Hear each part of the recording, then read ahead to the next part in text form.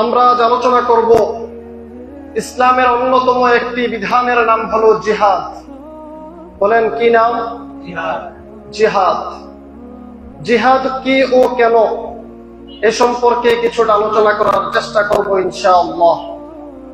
সম্মানিত উপস্থিতি, আল্লাহ রাব্বুল আলামিন আমাদের উপর যেমন নামাজকে ফরজ করেছেন, রমজানের রোজা যেমন আমাদের উপর ফরজ করেছেন, মালদার ব্যক্তির উপর যাকাত যেমন ফরজ, অর্থনৈতিক অবস্থা যাদের ভালো, শারীরিক কন্ডিশন যার ভালো, তার উপর হজ্জে বাইতুল্লাহ যেমন ফরজ, ঠিক তেমনি ভাবে ইসলামের অন্যতম আরেকটি গুরুত্বপূর্ণ বিধানের নাম হলো জিহাদ। সময়ে সময়ে এই জিহাদও বান্দার উপর একটা গুরুত্বপূর্ণ ফরজ বিধান। কথা কি বুঝাইতে পেরেছি? আমরা যেমন বুঝি নামাজকে অস্বীকারী ব্যক্তি কাফের, আমরা যেমন বুঝি রমজানের রোজাকে অস্বীকারী ব্যক্তি কাফের, হজ যাকাতকে অস্বীকারী ব্যক্তিকে যেমন কাফের হিসাবে আমরা চিহ্নিত করি, ঠিক তদ্রূপ ভাবে ইসলামের এই গুরুত্বপূর্ণ বিধান জিহাদকেও যদি কেউ কোনোদিন কোনো কারণে অস্বীকার করে, নিঃসন্দেহে আল্লাহর কোরআন বলে সে একজন পাক্কা কাফের। কথা কি বুঝাইতে পারলাম? মুহতারাম হাজরিন, জিহাদ শব্দের আভিধানিক অর্থ হলো সর্বোত্তম চেষ্টা করা। জিহাদ এটি একটি আরবি শব্দ। ওয়াজাহিদু ফিল্লাহি হাক্কা জিহাদিহি। জিহাদ কোরআনে ব্যবহৃত একটি আরবি শব্দ। এর শাব্দিক অর্থ হলো সর্বোত্তম চেষ্টা করা। পরিভাষায় আল্লাহর দ্বীনকে সমুন্নত রাখতে, আল্লাহর দ্বীনকে সমুন্নত রাখতে, কথা বুঝবেন, আল্লাহর দ্বীনকে, ইসলামকে সবার উপরে রাখতে, আল্লাহর দ্বীনকে সমুন্নত রাখতে সর্বোত্তম চেষ্টা করাকে জিহাদ বলা হয়। জিহাদের উদ্দেশ্য কি?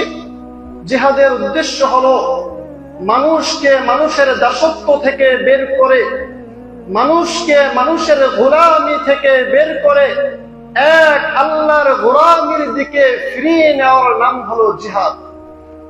জিহাদের মূল উদ্দেশ্যই হলো কিভাবে মানুষকে মানুষের গোলামি থেকে বের করে আল্লাহর গোলামির দিকে নিয়ে যাওয়া যায়, সেই পথ দেখায় জিহাদ। জিহাদের কাজ হলো মানুষের মাঝে মানবতাকে ঠিক রাখা, মানব সভ্যতা সাম্যের প্রতিষ্ঠা করার নাম হলো জিহাদ। জিহাদ কি? জিহাদ আল্লাহর পক্ষ থেকে এক ফরজ বিধান। জিহাদ কি? জিহাদ আল্লাহর পক্ষ থেকে মুসলিম উম্মার উপর অর্পিত এক ইবাদতের নাম। জিহাদ কি? জিহাদ হলো সন্ত্রাস দমনের এক অন্যতম মাধ্যম। জিহাদ কি? জিহাদ হলো আল্লাহর আযাব বন্ধ করার এক অন্যতম উপায়। জিহাদ আল্লাহর পক্ষ থেকে এক ফরজ বিধান। জিহাদ আল্লাহর পক্ষ থেকে মুসলিম উম্মার উপরে অর্পিত ইবাদত। জিহাদ আল্লাহর পক্ষ থেকে সন্ত্রাস দমনের এক অন্যতম মাধ্যম। জিহাদ হলো আল্লাহর পক্ষ থেকে যে আযাব আসে, এই আযাব বন্ধ করার এক অন্যতম উপায়। এবার আসেন, জিহাদ আল্লাহর পক্ষ থেকে এক ফরজ বিধান। আল্লাহ তাআলা কোরআনের মধ্যে ইরশাদ করছেন, ওয়াকাতিলু হাত্তা তাকুনু, আল্লাহ তাআলা বলছেন, উযিনা লিল্লাযীনা ইউকাতিলুনা বিআন্নাহুম যুলিমু। উযিনা লিল্লাযীনা ইউকাতিলুনা, তোমাদেরকে অনুমতি দেওয়া হয়েছে, তোমাদেরকে অনুমতি প্রদান করা হলো, লিল্লাযীনা ইউকাতিলুনা, যুদ্ধ জিহাদ করার জন্য। কাদের সাথে? বিআন্নাহুম যুলিমু, যারা তোমাদের উপর জুলুম করে, যারা তোমাদের উপর অন্যায় ও বিচার করে, সেই জালেমদের বিরুদ্ধে গিয়ে জিহাদ করার অনুমতি তোমাদেরকে প্রদান করা হবে। জিহাদ আল্লাহর পক্ষ থেকে এক ফরজ বিধান। জিহাদ আল্লাহর পক্ষ থেকে এক ইবাদত। এর মাধ্যমে আল্লাহ তাআলার নৈকট্য অর্জন করা যায়।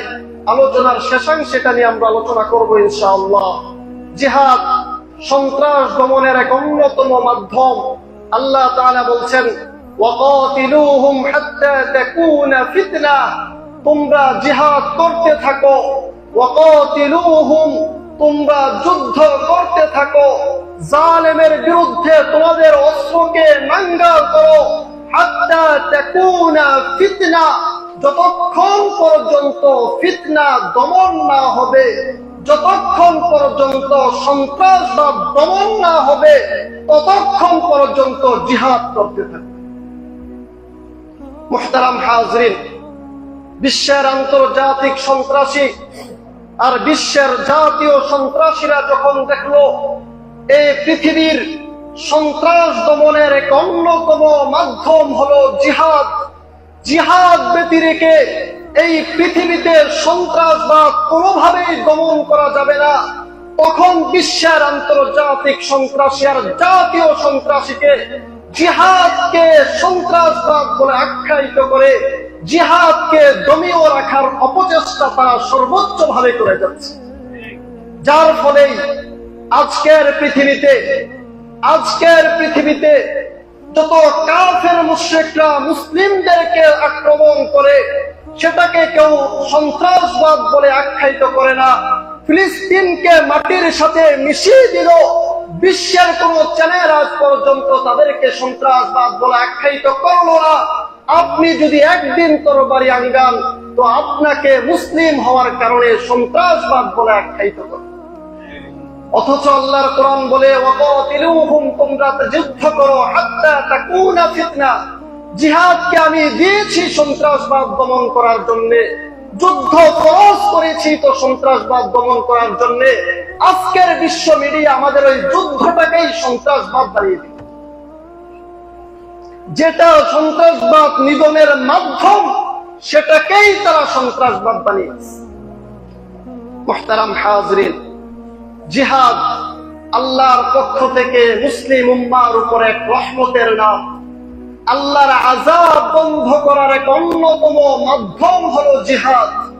উদাহরণ দিলে বুঝবেন, আল্লাহ তাআলা আদ সম্প্রদায়কে ধ্বংস করেছেন, আল্লাহ তাআলা সামুদ সম্প্রদায়কে সমূলে ধ্বংস করে দিয়েছেন, আল্লাহ তাআলা লূত সম্প্রদায়কে সমূলে ধ্বংস করে দিয়েছেন।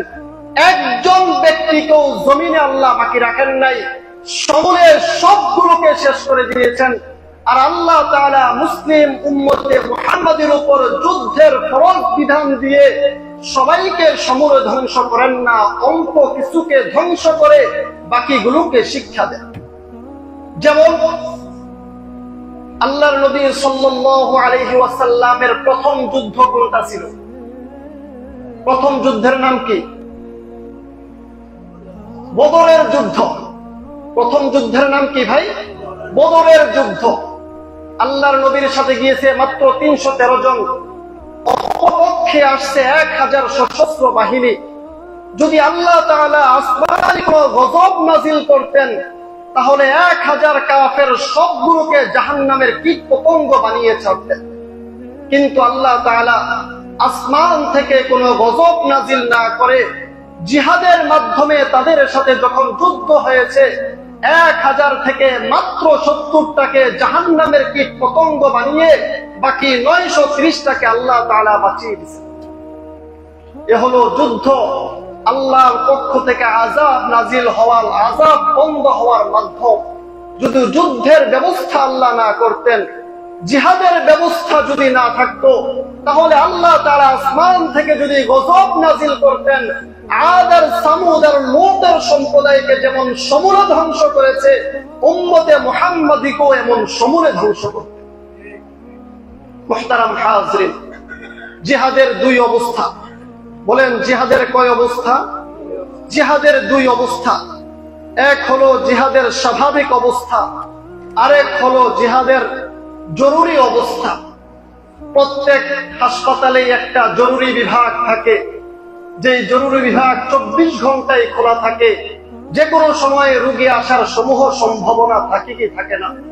তো জিহাদের এক অবস্থা হলো জরুরি অবস্থা। যে কোনো সময় আপনাকে আপনার ডাক আসতে পারে, যে কোনো সময় আপনাকে ডাক দিতে পারে। সদা সর্বদা জিহাদের জন্য প্রস্তুত থাকা, এটা হলো জিহাদের জরুরি অবস্থা। যেমন 1971 এদেশে একটা যুদ্ধ হয়েছে। পাকিস্তানি হানাদার বাহিনী থেকে দেশকে রক্ষা করার জন্য একটা যুদ্ধ হয়েছে। জরুরি অবস্থা যখন জারি হয়েছে, তখন এদেশের কৃষককে আর এদেশের চাকরি বাকরি করে কি এগুলো বুঝার টাইম নেই, এগুলো জানার টাইম নেই। জরুরি অবস্থা জারি করা হয়েছে, এদেশের নাগরিক মাত্র প্রতিটা ব্যক্তিকে যুদ্ধের ময়দানে ঝাঁপিয়ে পড়ার জন্য আদেশ করা হয়েছে। প্রতিটা ব্যক্তি যুদ্ধের ময়দানে ঝাঁপিয়ে পড়ে এই দেশকে রক্ষা করেছে। এটা হলো যুদ্ধের জরুরি অবস্থা। তখন আর্মি বাহিনীকে আর পুলিশ বাহিনীকে এটা দেখার টাইম নাই। তখন তুমি দেশের একজন নাগরিক, এটাই হলো তোমার পরিচয়, তুমি দেশের জন্য যুদ্ধ করবা, এটা জরুরি অবস্থা। আরেকটা হলো যুদ্ধের সাধারণ অবস্থা, যেমন এখন সাধারণ অবস্থা। প্রতিটা মানুষ দেশপ্রেম লালন করে, দেশের ভালোবাসা প্রতিটা মানুষের হৃদয়ের মধ্যে আছে, প্রতিটা মানুষ প্রস্তুত আছে। যদি কোনোদিন দাদার দেশ এদেশকে আক্রমণ করতে আসে, যদি এদেশে কোনোদিন কোন হায়দার বাহিনী চোখ রাঙিয়ে তাকায়, তাহলে এদেশের প্রতিটা জনগণ দেশকে রক্ষা করার জন্য তাদের বিরুদ্ধে যুদ্ধে ঝাঁপিয়ে পড়বে। এই হৃদয় নিয়ে প্রতিটা ব্যক্তি চলাফেরা করে কি করে না? বলেন, আপনাদের দেশপ্রেম নাই? এদেশে যদি কোনোদিন আগ্রাসনী বাহিনী, এদেশে যদি কোনোদিন দাদারা চোখ রাঙিয়ে তাকায়, এ দেশকে রক্ষা করার জন্য যুদ্ধের ময়দানে ঝাঁপিয়ে পড়বেন না? সেই হৃদয়ে ভালোবাসা লালন করে তারপরেই আমরা চলি। তো যুদ্ধের সাধারণ অবস্থা হলো আল্লাহর দ্বীনকে আল্লাহর জমিনে কায়েম করার জন্য প্রতিটা মুমিন তার হৃদয়ে আল্লাহর দ্বীনের সেই মহব্বত ধারণ করবে। প্রতিটা মুমিন তার হৃদয়ে যুদ্ধের সেই মহব্বত ধারণ করবে, জিহাদের সেই স্পৃহা নিয়ে প্রতিটা মুমিন চলাফেরা করবে। যদি কোনদিন আল্লাহর জমিনে আল্লাহর দ্বীনকে প্রতিষ্ঠা করার জন্য ডাক দেওয়া হয়, কিঞ্চিত পরিমাণ দেরি করবে না, মুমিন সেই যুদ্ধে ঝাঁপিয়ে পড়বে। এটা হলো প্রতিটা মুমিনের দিলের তামান্না, যুদ্ধের সাধারণ অবস্থা।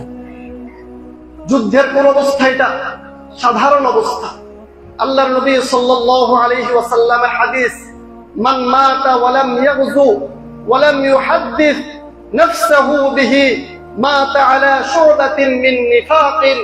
আল্লাহর নবী বলেন, যে ব্যক্তি মৃত্যুবরণ করলো, ওয়া লাম ইয়াগযু, সে যুদ্ধ জিহাদ করলো না, ওয়া লাম ইউহাদ্দিস নাফসাহু বিহি, তার হৃদয়ের মধ্যে যুদ্ধের সেই স্পৃহা লালন করলো না, মাতা আলা শুবাতিন মিন নিফাকিন। মুনাফিকের অনেকগুলো হালত আছে, মুনাফিকের অনেকগুলো অবস্থা আছে, মুনাফিকের অনেকগুলো প্রক্রিয়া আছে, অনেকগুলো শাখা প্রশাখা আছে। ওই ব্যক্তি যুদ্ধের স্পৃহা লালন না করার কারণে মুনাফিকের একটা শাখায় সে মৃত্যুবরণ করলো, অর্থাৎ মুনাফিক হয়ে সে মৃত্যুবরণ করলো। আল্লাহর নবী বলেন, যে ব্যক্তি মৃত্যুবরণ করলো কিন্তু যুদ্ধ জিহাদ করে নাই, যেমন আমি যদি এখন মৃত্যুবরণ করি, আমি কোন জিহাদে অংশগ্রহণ করি নাই। আল্লাহর নবী বলেন, জিহাদে অংশগ্রহণ করো নাই, ঠিক আছে, হয়তো তোমার সামনে এরকম হালত আসে নাই, হয়তো তোমার জীবনে এমন কোন পরিস্থিতি আসে নাই তুমি জিহাদ করবে, কিন্তু যদি হৃদয়ের মধ্যে সেই যুদ্ধ লালন না করো, যদি হৃদয়ের মধ্যে ইসলাম প্রতিষ্ঠা করার জন্য সেই স্পৃহা না থাকে, আল্লাহর নবী বলেন ওই ব্যক্তি মৃত্যুবরণ করলো মুনাফিকি হালতে। কোন হালতে? মুনাফিক কি স্বাভাবিক কোন অবস্থা? এই পৃথিবীতে মানুষের হালত তিনটা। বলেন কয়টা হালত? তিনটা হালত। এক, হয়তো সে মুমিন হবে, যেমন আল্লাহ তাআলা কোরআনে একটা সূরা নাযিল করেছেন, সূরাতুল মুমিনুন বলে, 18 নম্বর পার প্রথম পৃষ্ঠায়। এই পৃথিবীতে মানুষের দ্বিতীয় আরেকটা হালত হলো হয়তো সে মুনাফিক হবে।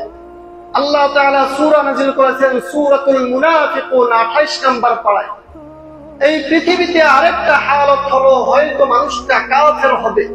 আল্লাহ তাআলা সূরা নাযিল করেছেন সূরাতুল কাফিরুন বলে।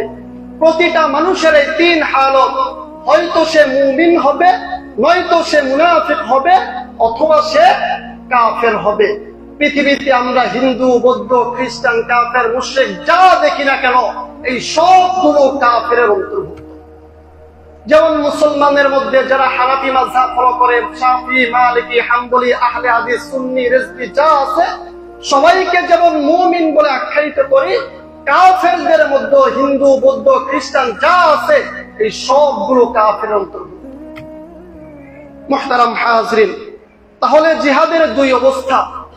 এক হলো জিহাদের জরুরি অবস্থা, হৃদয়ের মধ্যে সব সময় লালন করব, যে কোনো মুহূর্তে ডাক আসতে পারে, ডাক আসলেই শহীদি কাফেলায় শরীক হওয়ার জন্য জিহাদের ময়দানে ঝাঁপিয়ে পড়ব। আরেকটা হলো জিহাদের সাধারণ অবস্থা, যেমন এখন আছি, হৃদয়ে লালন করি, যদি কোনোদিন সুযোগ আসে ইনশাআল্লাহ যুদ্ধে অংশগ্রহণ করব। কি বলেন ইনশাআল্লাহ? সম্মানিত উপস্থিতি, বর্তমান সময়ে যুদ্ধ জিহাদ চলে কি চলে না? চলতেছে কিনা? এই যে এতদিন পর্যন্ত ইসরায়েল আর ফিলিস্তিনের হলো, এখন চলতেছে আবার ইসরায়েল আর ইরানের যুদ্ধ চলতেছে। ইরানের পক্ষে আমরা আছি আলহামদুলিল্লাহ, আরো জোরে কোন। কিন্তু ইরান কি মুসলিম রাষ্ট্র? হ্যাঁ, মুসলিম রাষ্ট্র। মুসলমানদের মধ্যে দুইটা দল আছে, একটা হলো সুন্নি আর একটা হলো শিয়া। ইরান হলো সেই শিয়াদের অন্তর্ভুক্ত। যেমন আমার দেশে আছে মুসলিম আর কাদিয়ানি। কাদিয়ানিকেও আমরা কেউ কেউ কি মনে করি? মুসলমান মনে করে আমাদের মসজিদে ঢুকতে দেই। ওই দেশও ঠিক এই হালত, শিয়া আর সুন্নির যুদ্ধ।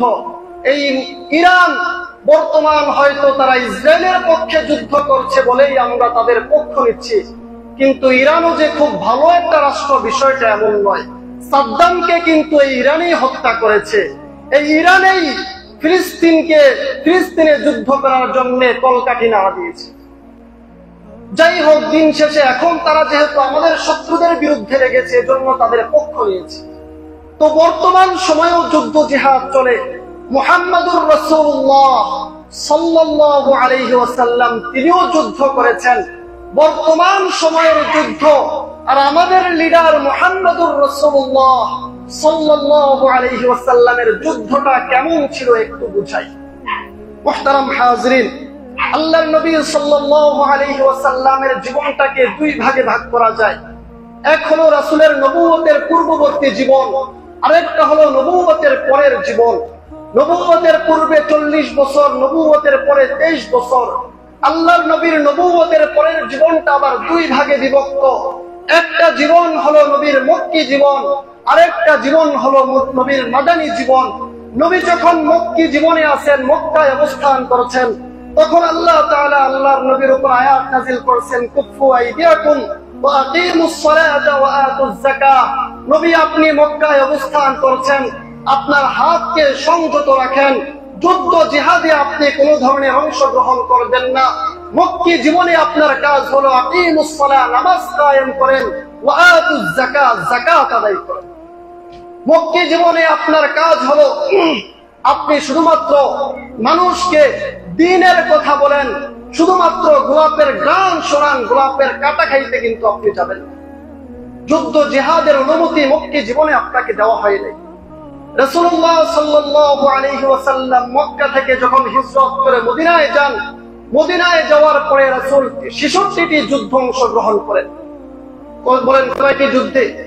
66টি যুদ্ধে রাসূলুল্লাহ সাল্লাল্লাহু আলাইহি ওয়াসাল্লাম অংশগ্রহণ করেন। 10 বছরে 66টি যুদ্ধ, গড়ে প্রতি 2 মাসে একটি করে যুদ্ধে অংশগ্রহণ করেছে। প্রতি 2 মাসে কয়টি যুদ্ধ ভাই? একটি করে যুদ্ধে অংশগ্রহণ করেছেন। 66টি যুদ্ধের মধ্যে 27টি যুদ্ধে আল্লাহর নবী সশরীরে গিয়ে উপস্থিত হয়েছে। কয়টি যুদ্ধে? 27টি যুদ্ধে আল্লাহর নবী সশরীরে উপস্থিত হয়েছেন।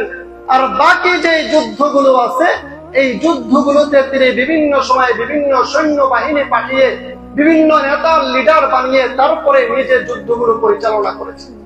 মুহতারাম হাজরিন, রাসূলুল্লাহ সাল্লাল্লাহু আলাইহি ওয়াসাল্লামের জীবনের এই 66টি যুদ্ধের কোন যুদ্ধে তিনি সাম্রাজ্যবাদ প্রতিষ্ঠা করার জন্য যুদ্ধ করেননি। বলেন কি প্রতিষ্ঠা করার জন্য?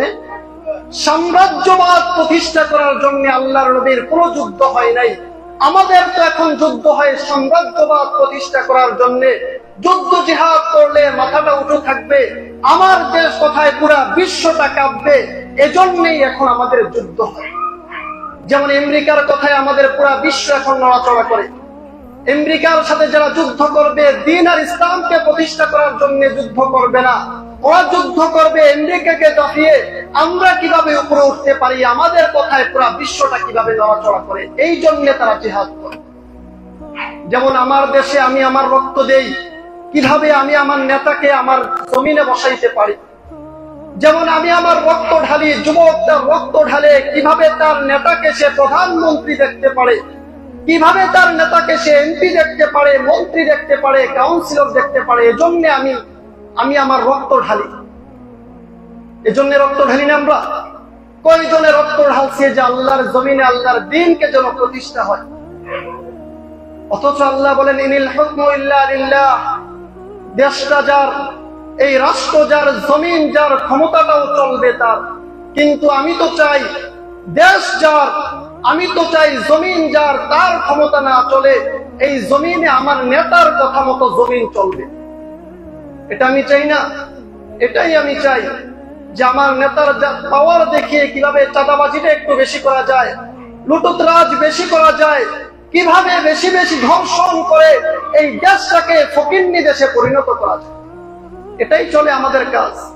তো বলতেছিলাম মুহাম্মদুর রাসূলুল্লাহ সাল্লাল্লাহু আলাইহি ওয়াসাল্লামের জীবনে যতগুলো যুদ্ধ করেছেন, আল্লাহর নবীর কোন যুদ্ধে এই উদ্দেশ্য ছিল না যে আমি সাম্রাজ্যবাদ প্রতিষ্ঠা করব, বরং আল্লাহর নবীর উদ্দেশ্য ছিল এই জমিনে কেমন করে আল্লাহর দ্বীনকে প্রতিষ্ঠা করা যায়, এই জমিনে কেমন করে আল্লাহর দ্বীন প্রতিষ্ঠা করা যায়, সেই উদ্দেশ্যকে সামনে নিয়েই প্রত্যেকটা যুদ্ধে তিনি অংশগ্রহণ করেছেন।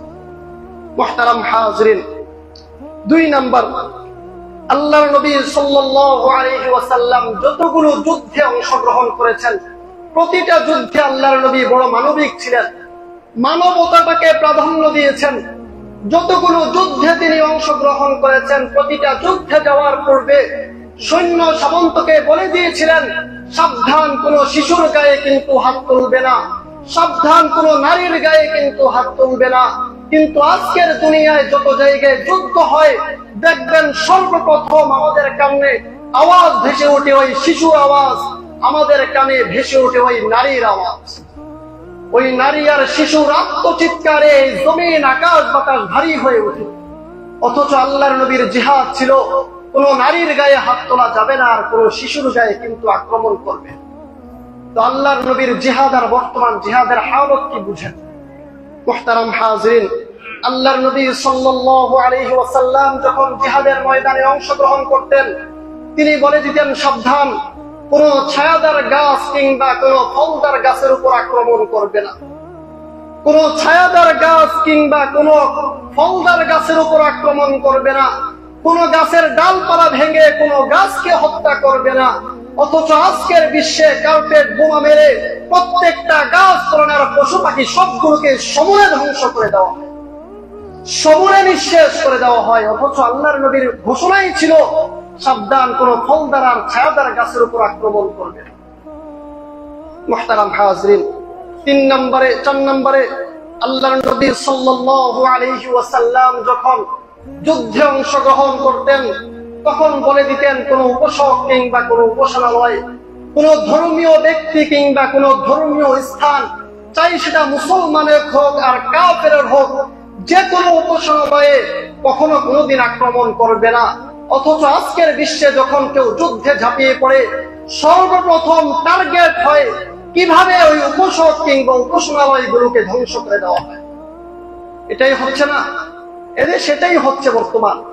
আল্লাহর নবীর জিহাদ কোথায় আর বর্তমান যুদ্ধ কোথায়? বর্তমান যুদ্ধের সাথে আল্লাহর নবীর যুদ্ধ মিলিয়ে সেই যুদ্ধকে সন্ত্রাসবাদ বলে আক্রান্ত করা মূর্খতা আর জ্ঞান পাবি ছাড়া কিচ্ছু হতে পারে না। ওই জিহাদ কই আর বর্তমান জিহাদ কই? মুহতারাম হাজরিন, আল্লাহর নবী সাল্লাল্লাহু আলাইহি ওয়াসাল্লাম তার জিন্দেগিতে কয়টা যুদ্ধে যেন অংশগ্রহণ করেছিলেন? 66টি যুদ্ধে অংশগ্রহণ করেছেন। এই 66টি যুদ্ধে সর্বমোট মানুষ মৃত্যুবরণ করেছে 400। মুসলমান এবং কাফের সব মিলিয়ে 66টি যুদ্ধে মানুষ মৃত্যুবরণ করেছে কত? কথা বলেন কত? আরো জোরে বলেন কত? 400 মানুষ মৃত্যুবরণ করেছে। আর আমাদের বিশ্বের প্রথম বিশ্বযুদ্ধেই 10 মিলিয়ন মানুষ মৃত্যুবরণ করেছে। আমাদের দ্বিতীয় বিশ্বযুদ্ধে 70 থেকে 80 মিলিয়ন মানুষ মৃত্যুবরণ করেছে। আর এমনে হেমনে বর্তমান যুদ্ধ জিহাদ এগুলো তো বাদ দিলাম। আপনি মুহাম্মদুর রাসূলুল্লাহ সাল্লাল্লাহু আলাইহি ওয়াসাল্লামের জিহাদ আর বর্তমান জিহাদ কি মিলান দেখেন কি হয়। ওই জিহাদ কি ছিল? মুহাম্মদুর রাসূলুল্লাহ সাল্লাল্লাহু আলাইহি ওয়াসাল্লামের জিহাদ আর বর্তমান জিহাদকে আপনি মিলিয়ে দেখেন কই যায়। মুহাম্মদুর রাসূলুল্লাহর 66টি যুদ্ধে মাত্র 400 মানুষ মৃত্যুবরণ করে, আর আপনার এক যুদ্ধেই 70 থেকে 80 মিলিয়ন মানুষ মৃত্যুবরণ করে। কই যাবেন বলেন? মুহতারাম হাজিরিন, এ ছিল মুহাম্মদুর রাসূলুল্লাহ সাল্লাল্লাহু আলাইহি ওয়াসাল্লামের জিহাদ আর বর্তমান জিহাদ। এই জিহাদ মুহাম্মদুর রাসূলুল্লাহ সাল্লাল্লাহু আলাইহি ওয়াসাল্লামের জামানায় হয়েছে, আর হবে না, বিষয়টা এমন নয়। বরং আল্লাহর নবী সাল্লাল্লাহু আলাইহি ওয়াসাল্লামের ঐতিহাসিক বক্তব্য, আল জিহাদু মাযিন ইলা ইয়াউমিল কিয়ামাহ, আল্লাহর জমিনে আল্লাহর দ্বীনকে প্রতিষ্ঠা করার জন্য যুদ্ধ আর জিহাদ চলবে কিয়ামত পর্যন্ত। কিয়ামত পর্যন্ত যদি মুসলিম উম্মাহ যুদ্ধ আর জিহাদে জড়িয়ে পড়ে, যুদ্ধ আর জিহাদে ঝাঁপিয়ে পড়ে, মুসলমানদেরকে দাপিয়ে মুসলমানদেরকে দমন করে কেউ কথা বলবে, সেই সাহসটুকু পাবে না। কিন্তু মুসলমান যখন সেই জিহাদকে ছেড়ে দিয়েছে, মুসলমান যখন সেই জিহাদের অপব্যাখ্যা শুরু করেছে, মুসলমান সেই জিহাদকে যখন বিভিন্ন ভাবে বিভিন্ন ব্যাখ্যা দিয়ে মুসলিম উম্মাহকে জিহাদ থেকে নিবৃত করেছে, তখনই কাফের মুশরিক থেকে মুসলিম উম্মাহ মাইর খাওয়া শুরু করেছে। তখনই মুসলিম উম্মাহ মাইর খাওয়া শুরু করেছে। আজকে আপনি বিশ্বের বিভিন্ন প্রান্তে দেখেন, মুসলমান যখন জিহাদকে ছেড়ে দিয়েছে, আল্লাহর নবীর ঐতিহাসিক বক্তব্য থেকে মুসলমান যখন পৃথক হয়েছে, আল্লাহর নবীর ঐতিহাসিক বক্তব্য থেকে মুসলমান যখন দূরে সরে গিয়েছে, তখনই বিভিন্ন বিপর্যয় বিভিন্ন ভাবে মুসলমানদেরকে বিভিন্ন মানুষ আক্রান্ত করছে। মুহতারাম হাজরিন, এজন্য জিহাদের যেই সাধারণ অবস্থা, প্রতিটা মানুষের হৃদয়ে লালন করা, যুদ্ধ জিহাদ করা, সেই সাধারণ অবস্থায় প্রতিটা মানুষকে বেঁচে থাকা চাই। মুহতারাম হাজরিন, আল্লাহ তাআলা পবিত্র কোরআনের মধ্যে ইরশাদ করেছেন, যুদ্ধ জিহাদ করবে ঠিক আছে, শুধুমাত্র মুখে মুখে বলবা যুদ্ধ জিহাদ যুদ্ধ জিহাদ, আর অন্তরে অন্তরে লালন করবা যুদ্ধ জিহাদ যুদ্ধ জিহাদ, কিন্তু তার জন্য প্রস্তুতি গ্রহণ করবে না, সেটা কিন্তু হতে পারে না। আপনি বলবেন যে আজকে ভারতের সাথে যুদ্ধ করবেন, কি দিয়ে করবেন? আপনার কি প্রস্তুতি আছে? আপনি আজকে বলবেন ইসরায়েলের সাথে যুদ্ধ করবেন, বিভিন্ন সময় বিভিন্ন যুবক ফেসবুকে পোস্ট দেয়, যদি কোনোভাবে সুযোগ হতো তাহলে ফিলিস্তিনের পক্ষে গিয়ে ইসরায়েলের বিরুদ্ধে জিহাদ করতাম। আপনার কি প্রস্তুতি আছে? কি প্রস্তুতি আমার আছে বলেন? আজকের বিভিন্ন নিউজ বলছে, এই যে ইসরায়েল ফিলিস্তিনিদের পক্ষে যুদ্ধ করলো, ইসরায়েল এই যে ইরানের বিরুদ্ধে যুদ্ধ করছে, ফিলিস্তিনকে ভারত বিভিন্ন ভাবে সহযোগিতা করছে। ভারত বন্ধু রাষ্ট্র যদি কোনোদিন আপনার দেশের উপর আক্রমণ করে, আপনার কি প্রস্তুতি আছে আপনার দেশকে বাঁচানোর জন্য? কি আছে আপনার দেশে? ঘরে ঘরে কতগুলো সভাপতি আছে, আর ঘরে ঘরে কতগুলো সেক্রেটারি আছে, আর বিশাল বড় বড় মিথ্যার তহমতের কিছু বলিয়া ওড়ানো ছাড়া এদেশের আর কি আছে বলেন? আর কি আছে দেশে বলেন? এমন এমন মিথ্যা মিডিয়ার সামনে প্রকাশ করে, এমন এমন মিথ্যা কথা বলে, শয়তানও পর্যন্ত হাসতে থাকে, শয়তানও বলতে থাকে আমার আর কাজ কি তার পক্ষে। এছাড়া এই দেশের আর কি আছে বলেন? ঘরে ঘরে কতগুলো ফাউন্ডেশন খোলে, ঘরে ঘরে কতগুলো সভাপতি আর সেক্রেটারি ছাড়া, আর মিডিয়ার সামনে কতগুলো বক্তব্য ছাড়া এদেশ আজ পর্যন্ত স্বাধীনতার 53 বছরে কিছুই করতে পারে, কিছুই করতে পারে নাই। আপনার দেশের আপনার দেশকে রক্ষা করবেন, কিচ্ছু নাই আপনার দেশে। যদি কোনোদিন ভারত আক্রমণ করে, বঙ্গোপসাগরে ভাসিয়ে যাওয়া ছাড়া এই দেশের আর কোনো কাজ নেই। অথচ আল্লাহর কোরআন তো এই কথা বলে নাই। আপনার আল্লাহর কোরআন তো বলে নাই আপনাকে যে আপনি শুধুমাত্র বসে থাকেন আর আল্লাহ আল্লাহ জিকির করতে থাকেন। আল্লাহর কোরআন তো বলে নাই আপনাকে যে আপনি বসে বসে শুধু আল্লাহ আল্লাহ জিকির করেন। নবীজি সাল্লাল্লাহু আলাইহি ওয়াসাল্লাম ওই সময়ের অবস্থা দেখে বলছিলেন, সাহাবীরা তোমরা এই যে তীরন্দাজ চালান শিখো, তীরন্দাজ কিভাবে চালাইতে হয়, ঘোড়া কিভাবে চালাইতে হয় সেটা শিখো, যুদ্ধের ময়দানে ঘোড়া কিভাবে চালাইতে হয়, তীর কিভাবে নিক্ষেপ করতে হয় সেটা শিখো তোমরা। ওইটা ওই সময়ের হালত। বর্তমান সময়ের হালত হলো বুলেট কিভাবে নিক্ষেপ করতে হয়, রকেট বোমা কিভাবে ছাড়তে হয়, কিভাবে আসমান রক্ষা করতে হয়, ফাইটার হতে হয়, সে যুদ্ধ শিখা আপনার জন্য ফরজ। আপনি কতটুকু শিখছেন? ব্যক্তি হিসাবে আপনাকে জিম করা, ফিট থাকা শরীরে, এখন তো ঘরে ঘরে এত বড় করে একটা ভুড়ি বানাই, আমরা বানাই না? এত বড় করে মুসলিম উম্মার কোন নেতা লিডারের এত বড় ভুড়ি থাকতে পারে না। আমাদের তো শরীরের আগে এত বড় একটা ভুড়ি হয়। আমরা কয়েকজনে জিম করে নিজেকে ফিট রেখেছি, কয়েকজনে আমরা মার্শাল আর্ট শিখে কয়েকজনকে যেন ফেলে দিতে পারি, সেই কেরাতি আমরা শিখেছি বলে। মুহতারাম হাজরিন, ঘরে বসে বসে আল্লাহর উপর তাওয়াক্কুল করে জিহাদের প্রস্তুতি গ্রহণ করা, এটা কোরআন আর সুন্নাহর শিক্ষা নয়।